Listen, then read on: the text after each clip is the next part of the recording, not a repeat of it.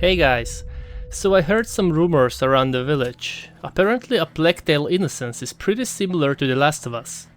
Now I really enjoyed The Last of Us, so I thought why not, let's give it a shot. And let's just say, those rumors were not completely wrong. So let's jump in and see if they're actually true. I played the game on the PS5 and it looks really good even there. I can only imagine how good it looks on a decent PC. Before we get into the story and the gameplay, there's one thing I should mention. This game has a lot of walking and stealth sections, especially at the first part of the game.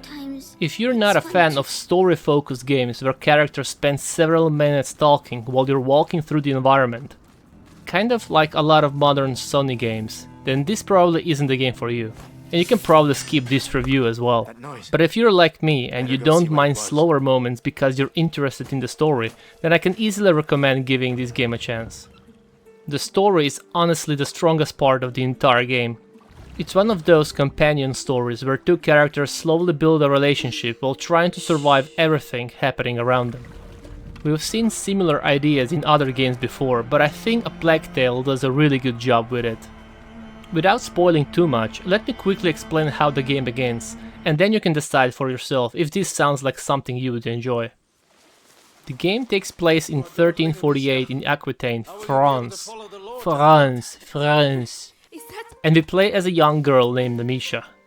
We're out in the forest with our father and our dog, just enjoying a normal day. We decided to hunt some sport for the dinner. But then we suddenly came across the remains of a wild boar that was alive only a minute earlier. Couldn't have done that. Before we even have time to understand what just happened, something grabs our dog and drags him underground.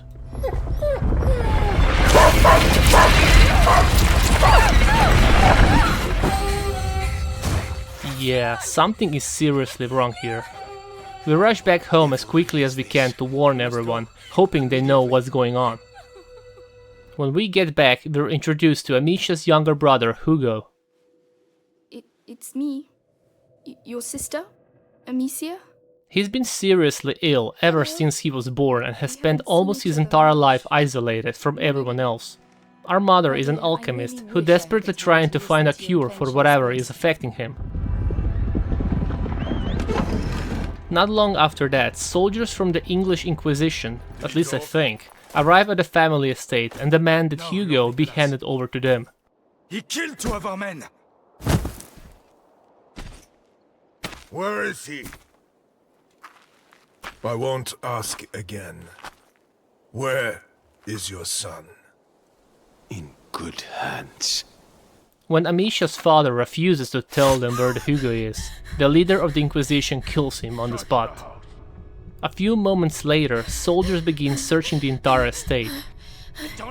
And this is where the game introduces its stealth mechanics. You learn how to stay out of sight and hide behind covers, move through tall grass and use simple distractions to sneak past enemies. That noise. Better go see what it was. Come on.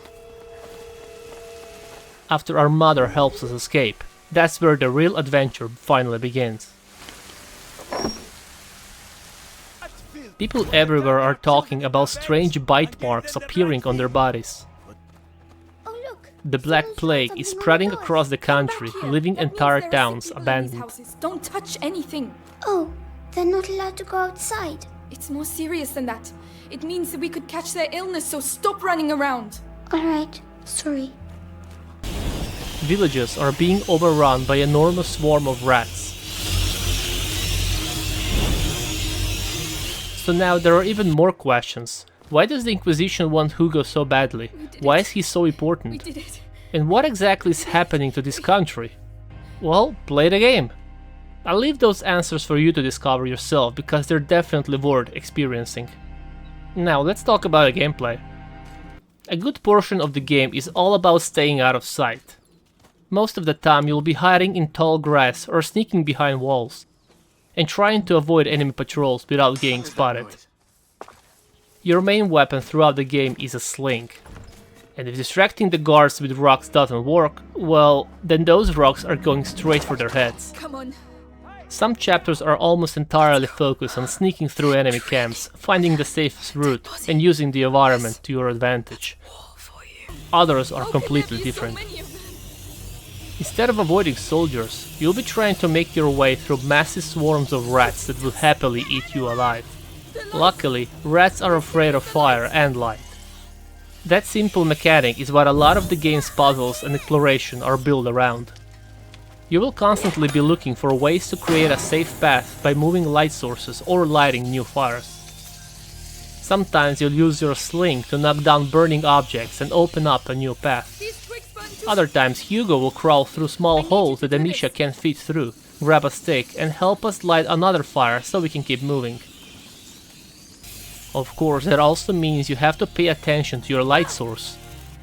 If the fire you're relying on burns out before you reach the next one, the rats won't waste any time. Every now and then the game also gives you small choices. For example, you might come across a guard who's completely defenseless because he no longer has a light source. You can simply leave him there and let the rats deal with him. Hugo, don't look! This way!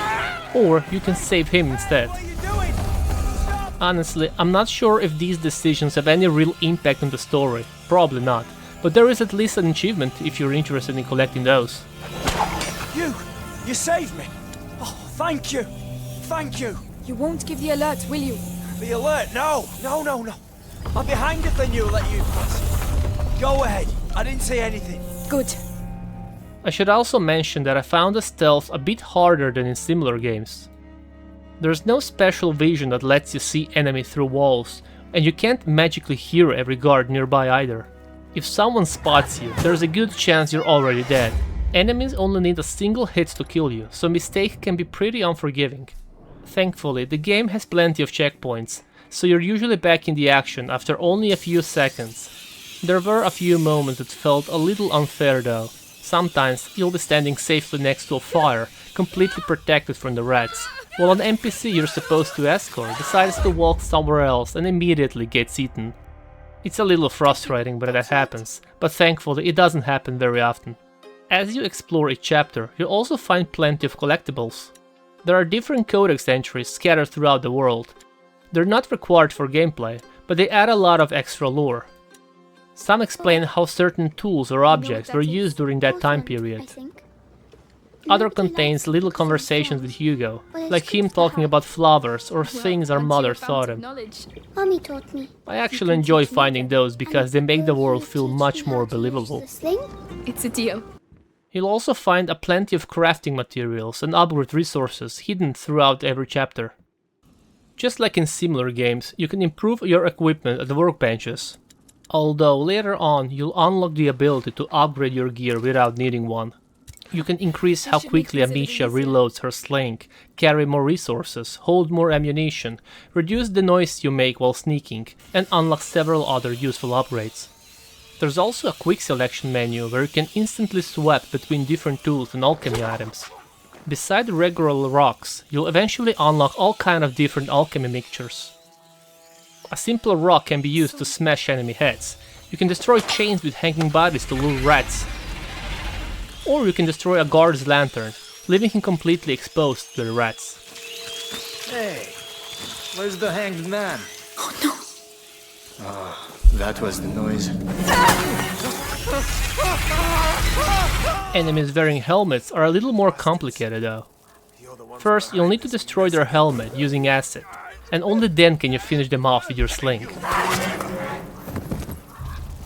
You can also craft fire projectiles to light torches and stuff to simply keep the rats away. Or you can do the exact opposite and extinguish flames, opening new paths or leaving enemies defenseless against the rat swarms. There's another mixture that the rats absolutely love. Throw it somewhere and they'll immediately rush towards it. That can help you clear a path for yourself. Or you can just throw it directly at the enemy instead. You can also put enemies to sleep if you manage to get behind them. That same item can even save you if a guard grabs you, giving you one last chance to escape. Wait a minute! No! Amicia! No! There are explosive mixtures that can wipe out groups of rats and create a safe path forward. They also work as a great emergency option if you ever get surrounded.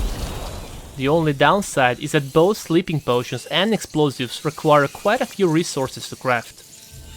Throughout the game, you also meet several allies who join you during different chapters.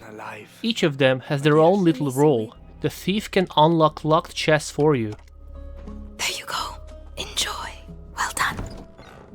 Come on, I'm coming. The alchemist can light torches so you don't have to waste your own mixtures. And the blacksmith can quietly take out guards from behind, opening up new ways to get through certain areas.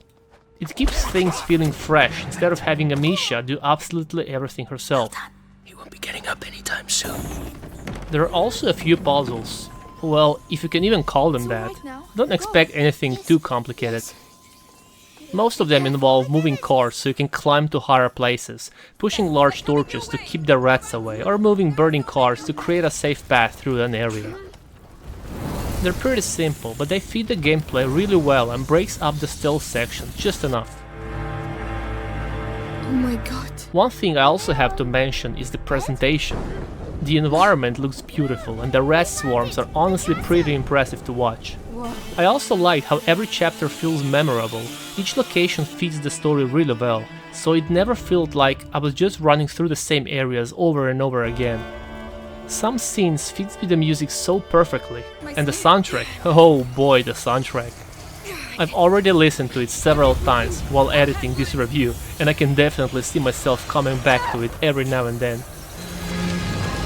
It knows exactly when to stay quiet during slower moments and when to become more intense without ever feeling over the top. And then there are all the little details that a lot of people probably won't even notice. When guards get too close, Amicia starts sounding genuinely scared and tells Hugo to stay close. Hugo will start calling out for Amicia because he's afraid. And when they're making their way through a huge swarm of rats, Amicia will actually hold Hugo close to comfort him. They're tiny details, but they really help make the characters feel more believable. There are actually a few more mechanics and story moments that I love to talk about. For example, there's even one chapter where you get to play as Hugo instead of Amicia. But saying anything more than that will spoil way too much, so I'll let you experience the rest for yourself. Overall, I can definitely understand why this game isn't for everyone. If you're looking for constant action, fast-paced combat and explosions every 5 minutes, you'll probably get bored. The game puts its story first, and the gameplay starts off pretty slowly. But as you unlock more alchemy recipes, the gameplay becomes a lot more enjoyable. For me, the biggest reason to keep playing was always the story. I genuinely wanted to know what was going to happen to Amicia and Hugo next, and I don't think the game ever disappointed me. So if you're looking for a great story and a more relaxed gameplay experience with some stealth, puzzles and resource management mixed in, I would definitely recommend giving A Plague Tale: Innocence a chance. And as for me, I'm definitely jumping straight into the sequel. Your father.